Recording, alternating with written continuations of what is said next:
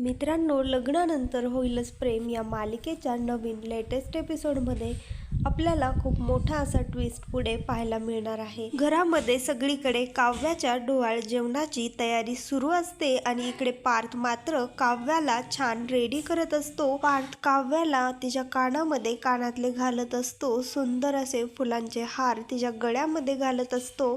त्यानंतर तिला रेडी करतो आणि काव्या म्हणत असते, खरं तर मला तुमचं फार कौतुक आहे पार्थ, कारण तुम्ही जगातले असे पहिलीच नवरा असाल, व्यक्ती असाल जो बायकोला एवढं सुंदर रेडी करत आहे. खरंच मला तुमचा खूप अभिमान आहे. त्यावर तो म्हणतो, अहो खरं तर मीच तुमचं कौतुक करायला हवं. तुम्ही फार सुंदर दिसताय, असं वाटतंय की तुमच्याकडे पाहतच राहावं.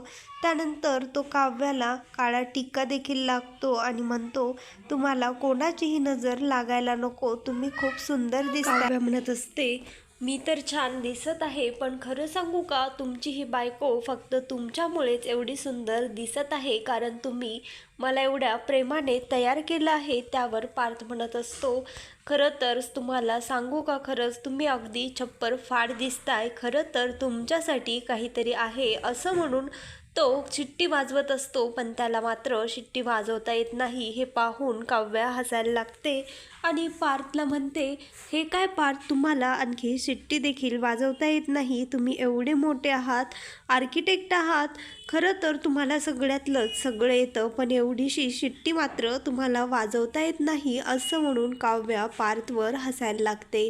त्यावर पार्थ तिला म्हणत असतो, हो मला नाही येत शिट्टी वाजवता, कारण मी कधी शिकलो नाही आहे. त्यावर काव्या म्हणते, अहो हे सगळं शिकण्याची काय गरज असते? त्यानंतर ती म्हणते, जाऊ द्या, जरी तुम्हाला शिट्टी वाजवता नाही आली तरी देखील मी समजून घेईल, मला तुमच्या भावना माझ्यापर्यंत पोहोचल्या आहेत, असं म्हणून पुन्हा पार्थवर काव्या हसायला लागते. पण काव्या पार्थवर हसत आहे हे पाहून पार्थला मात्र बिलकुलही आवडत नाही. त्याला फार राग येतो. तो म्हणतो, माझी मजा घेताय का, माझ्यावर हसताय का? बघा आता मी तुम्हाला शिट्टी आज संध्याकाळपर्यंत वाजवूनच दाखवेन.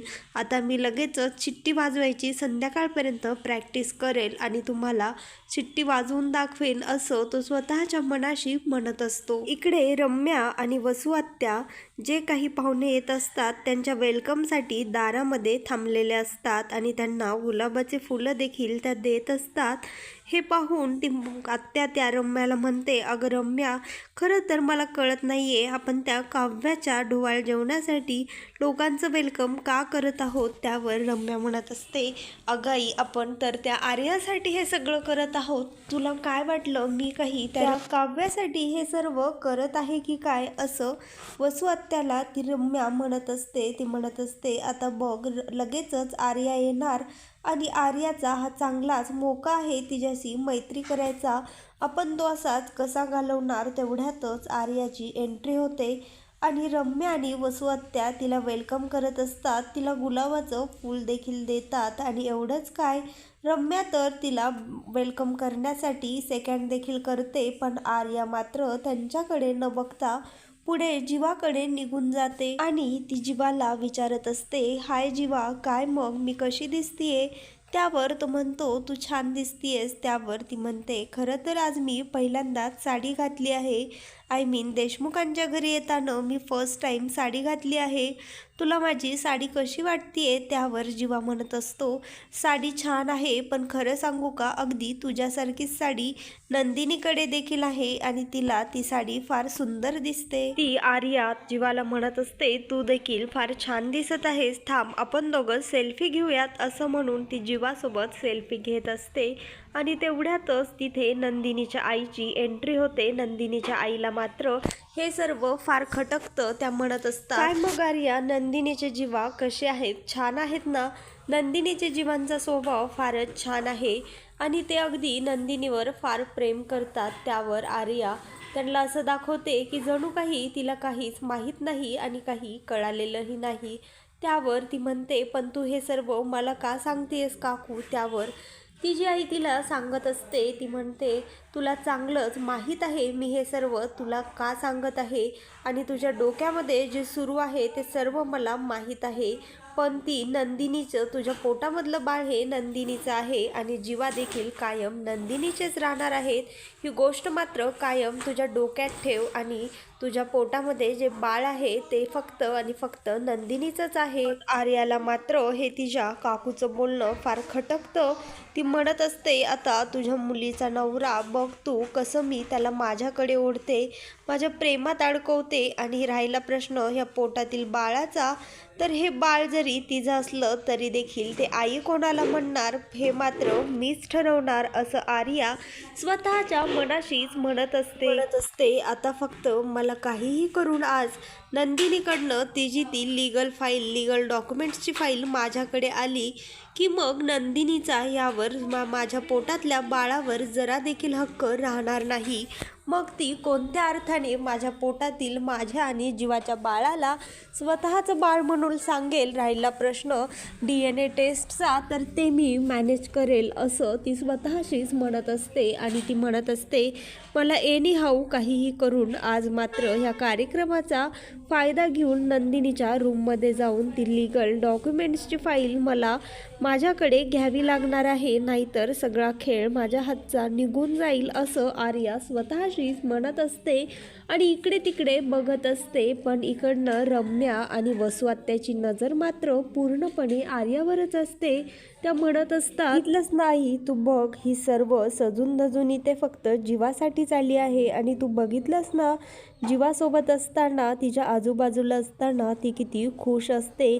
पण मला हे कळत नाही नक्की नंदिनीच्या आईमध्ये आणि आर्यामध्ये मात्र काय बोलणं झालेलं असावं, असं त्या दोघी विचार करत असतात. आणि इकडे जीवा मात्र पार्थला आणि त्याच्या बाबांना जी त्याने कविता केलेली असते ती ऐकवत असतो. आणि तेवढ्यातच त्याला नंदिनी खाली येण्याची चाहूल लागते आणि तो म्हणतो, नंदिनी खाली आली आहे. तेवढ्यातच पार्थ त्याला म्हणतो, अरे खरंच त्या खाली आल्यात, हे तुला कसं कळालं? तेवढ्यातच तिथनं जीवा निघून जातो, नंदिनीच्या जवळ जातो आणि तिचा हात धरून तिला पायऱ्यावरनं खाली आणत असतो आणि तिच्याकडे अगदी प्रेमाने पाहत असतो. एवढंच काय तिला म्हणत असतो, खरं तर चकाचक बाई तू आज फार सुंदर दिसत आहेस. आणि तेवढ्यातच तिच्याकडे पाहून तो शिट्टी देखील वाजवतो. पण हे सर्व मात्र आर्याला जरा देखील आवडत नसतं. ती म्हणत असते, ही नंदिनी कायमच माझ्या आणि जीवाच्या मध्ये काय येते.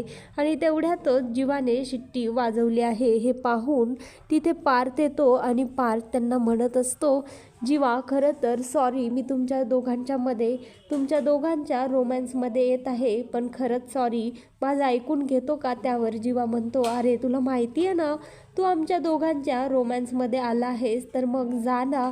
त्यावर तो म्हणतो, नाही जाऊ शकत, मला तुमच्याशी फार महत्त्वाचं असं बोलायचं आहे, पण इथे नाही, तुम्ही आधी तुमच्या रूममध्ये चला, असं म्हणून तो त्यांना वरती घेऊन जातो. आणि आर्याचा तिच्या रूममध्ये जाऊन ती फाईल मिळवण्याचा प्लॅन तिथेच फ्लॉप होतो. त्यामुळे ती आणखीनच प्रचंड चिडते.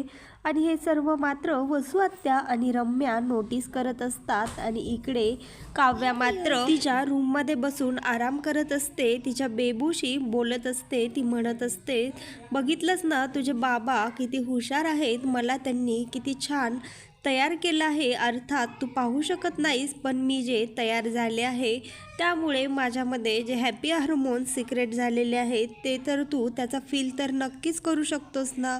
तुझ्या बाबांना शिट्टी वाजवता मात्र येत नाही, पण तू काळजी करू नकोस, मी त्यांना शिकवेन. आणि ती म्हणत असते, तुला भूक लागली आहे का बाळा? तेवढ्यातच तिथे तिची काव्याची आई येते आणि ती म्हणत असते, मला माहीत आहे बेबूला आणि तुला भूक लागली आहे, म्हणूनच तर मी तुझ्या आवडीच्या खमंग अशा चकल्या बनवून आणल्या आहेत.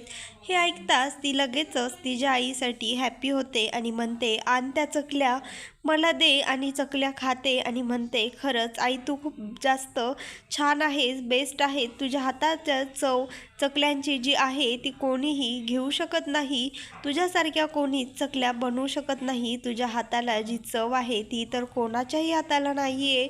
खरंच तू बघ.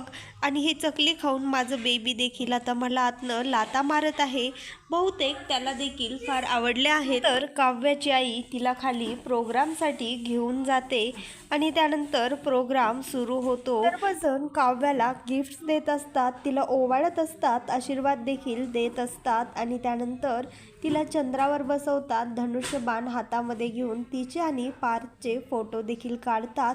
हे पाहून नंदिनी आणि जीवा फार खुश असतात। ते म्हणत असतात आता थोड्याच दिवसात आपलं बाळ देखील आपल्या जवळ असेल आणि त्यानंतर मात्र आपल्या घराचं अगदी गोकुळ होईल।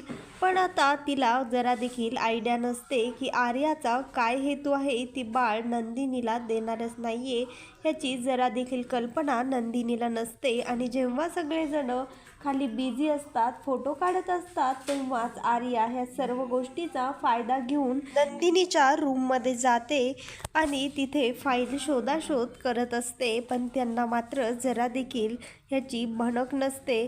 तर मित्रांनो, लग्नानंतर होईलच प्रेम या मालिकेचे नवनवीन लेटेस्ट एपिसोड पाहण्यासाठी आत्ता चॅनलला लाईक, शेअर आणि सबस्क्राईब मात्र नक्की करा।